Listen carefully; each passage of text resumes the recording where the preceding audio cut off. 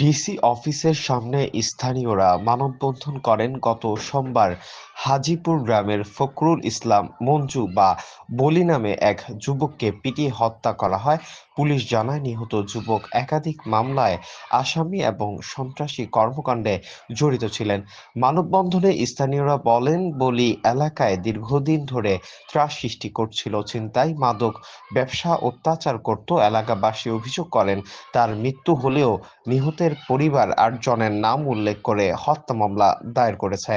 মানববন্ধনে অংশগ্রহণকারীরা দাবি করেন, সন্ত্রাসী গণপিটুনিতে মারা যাওয়া ব্যক্তির বিরুদ্ধে দায়েরকৃত মিথ্যা মামলার প্রত্যাহার করা হোক।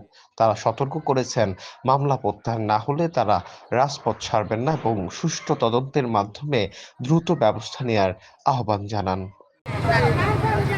দর্শক দেখতে পাচ্ছেন, গত 2 দিন আগে হাজীপুরের বলি হত্যা যে গতকালকে মামলা হয়েছিল, সেই মামলায় 8 জনকে আসামি করে এবং 8 জনকে অজ্ঞাত বলে করে যে মামলা হয়েছে, তার মামলার প্রতিবাদে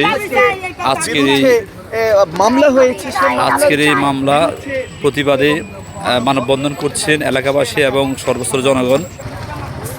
আজকের এই মানববন্ধনে তাদের একটাই দাবি, যে বদি হত্যার সাথে যারা জড়িত ছিল তারা কোনো ইয়ে থেকে করে নেই, তাদের মনের ক্ষোভ থেকেই মূলত বদিকে হত্যা করা হয়েছিল।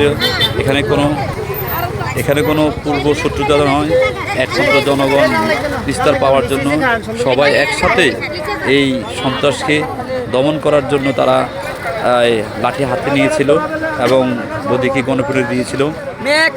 পরে সে মারা যায়।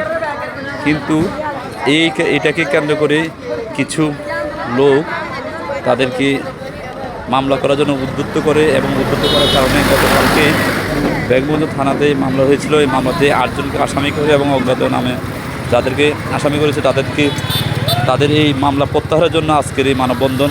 আজকের মানববন্ধনে সবাই দেখতে পাচ্ছেন। আমি আইছি, আমার স্বামী গাড়ি চালাতে পারে না। কালকে একটা দিন স্বামী ঘরে শুয়ে রয়েছে। ওই যে বললার বইনে বললে তো মারা গেছে, গণপিটে মারা গেছে। ওর কোনো হে চলি গেছে, এর বইনে অত্যাচার করতে আছে, অফিসার করতে আছে। অত্যাচার আমরা তো থাকতে পারি না, আমরা এটা শান্তি চাই। আর নোক আছে, এটার মামলা বেলে হইতো না, এটার মামলা কেন হয়েছে? এটার মামলা তো আমরা চাই না, আমরা চাই না। এই মামলা বাদ দেন আপনারা।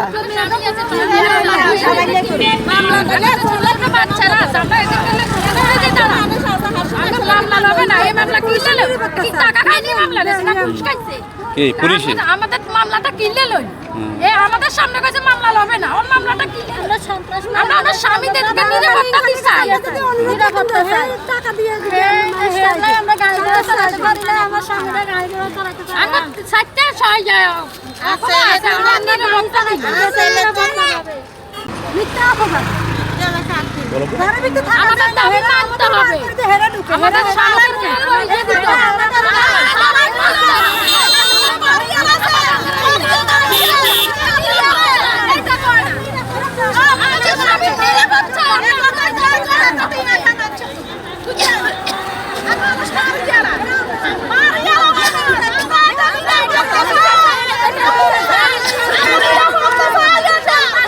দেখতে পাচ্ছেন সবাই এখন খুবই ফুটে উঠেছে।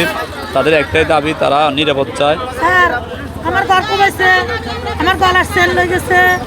তারপরে আমার ছেলের বিয়ে করেছি, ছেলের বিয়ে লাই আমার কাছে আসে কি চাঁদা দিতেন 5-6 জন। আমার ঘর কমাইছে, মারাত্মকভাবে আমার উপর অত্যাচার করছে, বুঝিনি বলি।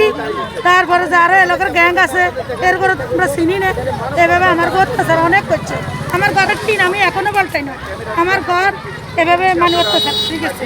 আমার ছেলে ধরলে ছেলে ওরা আমার ছেলে লয় চলে গেছে কি কারণে যেন এগুলো বলছি। এলার দিয়ে দেশবাসী আই মানে আমার লুজ দিছে মেম্বার বা যারা ইয়ে করছে এলাকাবাসীর লই, আমি অনেক ইয়ে চাইছি। দৈনিক আজকের বাংলা .net